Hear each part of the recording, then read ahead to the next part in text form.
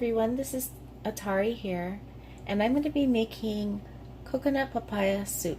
This is going to be a vegan soup, but it will be savory because I'm going to be adding some tomatoes and some garlic and ginger to this.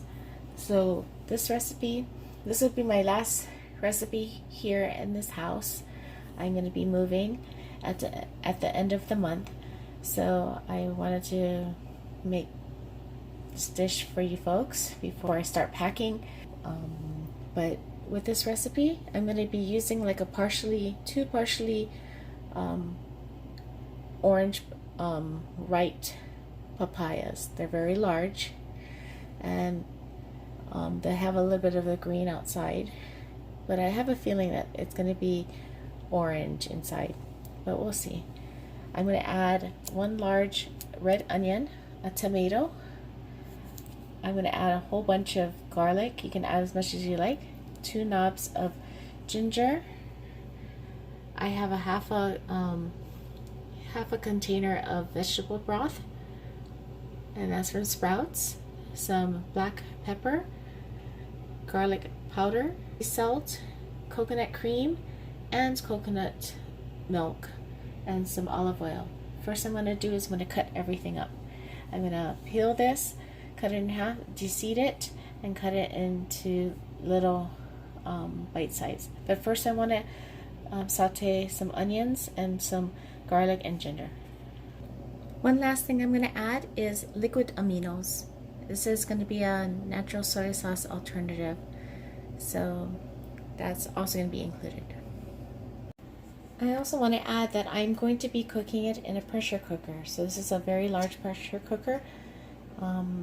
If you don't really have time on your hands and the kids are hungry, and you came home from a long day of work, a pressure cooker is wonderful. All of this will be done within like 10 to 15 minutes, as long as you want it to be. If you want it soft, you can make it about 15 minutes. If you want it a little bit more tougher, I would say about 10 minutes or less. To add the large red onion in here. Okay, so I have the large onion in here, and I reduced the heat to medium. I'm going to let that saute, and I'm going to cut the garlic and ginger. Okay, so the next thing I'm going to add is my cut ginger, and I'm using organic ginger. They're a little bit smaller than the gingers that you get in the store. Okay, so I added a whole bulb of garlic and I roughly chopped it. But if you don't like that much garlic, you can add a less than that.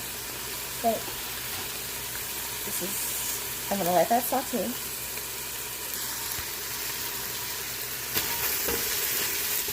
Next thing I'm going to do is I'm going to cut up the tomatoes in here and put it in the pot. And here's my garlic powder, as if I don't need any more garlic powder, but I do like it.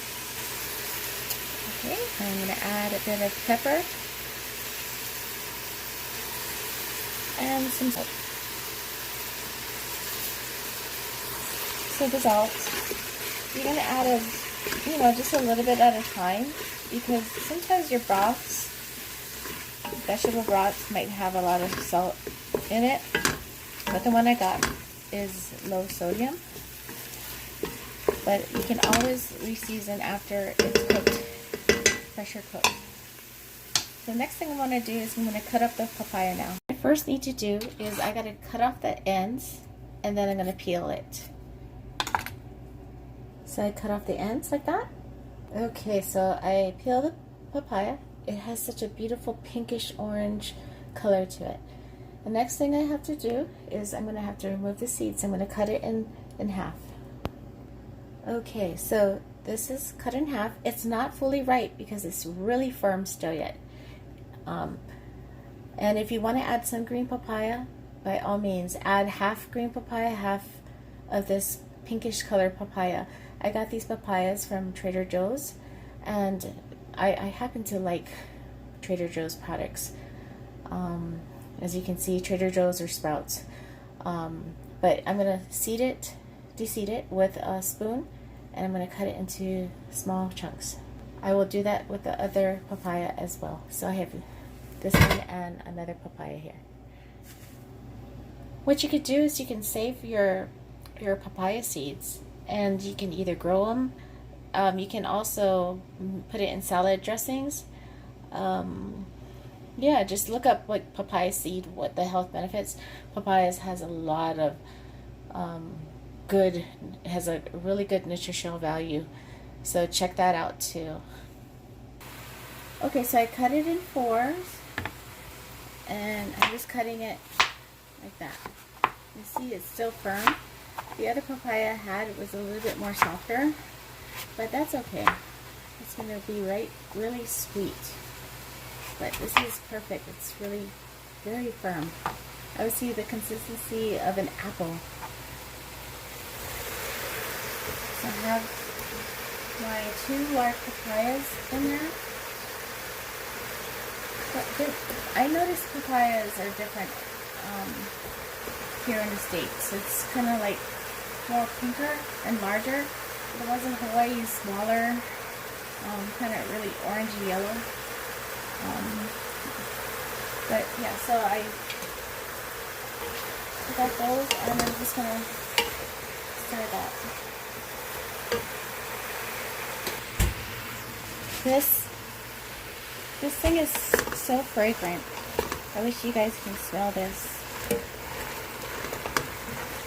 I'm just kind of getting those seasonings and the oil coating the papaya. I don't really have to cook it down so much because we're going to cook it in the pressure cooker. Vegetable broth here. And like I said, I'm using the low sodium vegetable broth from Sprout, and I'm only using half a carton. And I'm going to add one of the cans. I'm going to add the organic coconut milk from Trader Joe's first.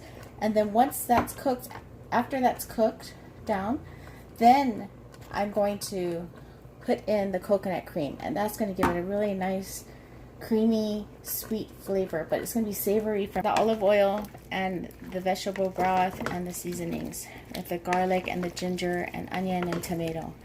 So I'm going to add the coconut milk now, and I'm going to add some liquid aminos.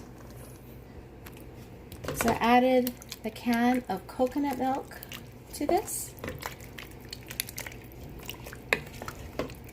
I'm just going to add a little bit more seasoning to this.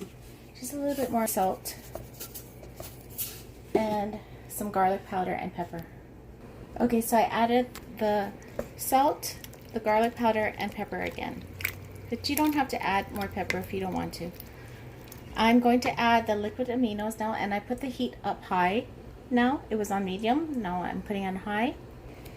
Okay, so now I'm just going to add just a little bit of liquid amino. You don't want it to be too much. You still want to see that light color. You don't want it to be too dark, like an adobo sauce. If you add more like shoyu, soy sauce, it will become real brown, caramelized. But just adding a little bit for flavor. And I'm going to add 2 cups of water. Okay, so I added a bottle of water, or it equals out to 2 cups. I'm going to put this on simmer, and then I'm going to cover it up, and then I'm going to let it cook for about 15 minutes. It's boiling right now, so I'm going to put the cover on the pressure cooker. So I have the cover on, and I'm going to add the top, and you're going to wait until it, you're going to start from when it starts whistling, like moving around, and then you're going to cook it for that long, from when it starts shaking and making a lot of noise, as pressure cookers does. Started to make this noise. It's on high heat. I'm going to reduce the heat to medium high, and I'm going to cook it for about 15 minutes. See you then. So it's been it's been cooking for 15 minutes. So I turn off the heat, and I'm just gonna wait until this stops, and then I'm gonna release it. You're gonna wait, and this part is going to go down.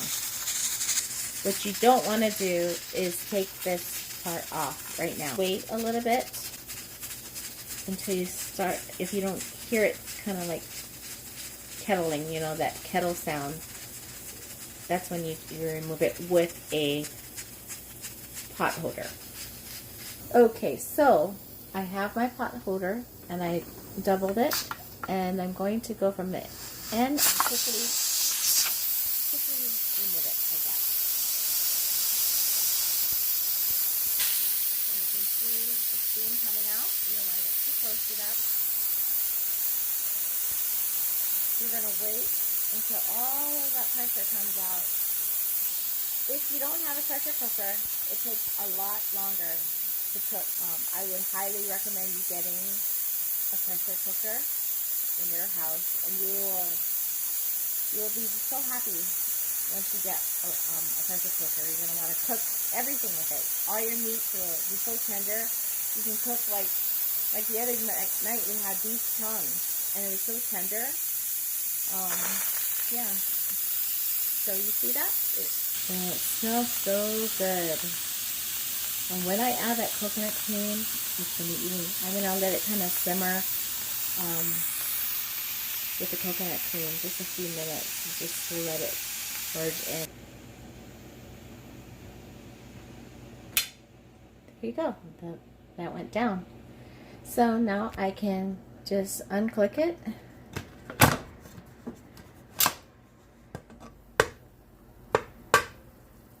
And look at that. Kind of looks like pumpkin or kombucha. And I'll show you how tender that is. I want to be able to smash some of this. What I'm going to do is I'm going to kind of put it up again on medium low. And I'm going to put in, let me smash some of this papaya first before I add the coconut cream. I'll show you that in a bit. I mashed most of the papaya, and I kept a few whole. And what I'm going to do is going to add that coconut cream. Woo! And that's going to give it more flavor, a rich creaminess to it. So I'm going to stir that up. And I'm just going to cook it for a couple minutes. And that's it. And I'll show you what it looks like in a bowl. I'm going to serve it over hot rice, short grain rice. Or you can just serve it just by itself. A cream of papaya soup. So I'll show you that in a bit. This is what my coconut papaya soup looks like. Or you call it cream of papaya vegan style. And I just put it over some rice. And I hope you guys can try it because it really tastes good. Aloha!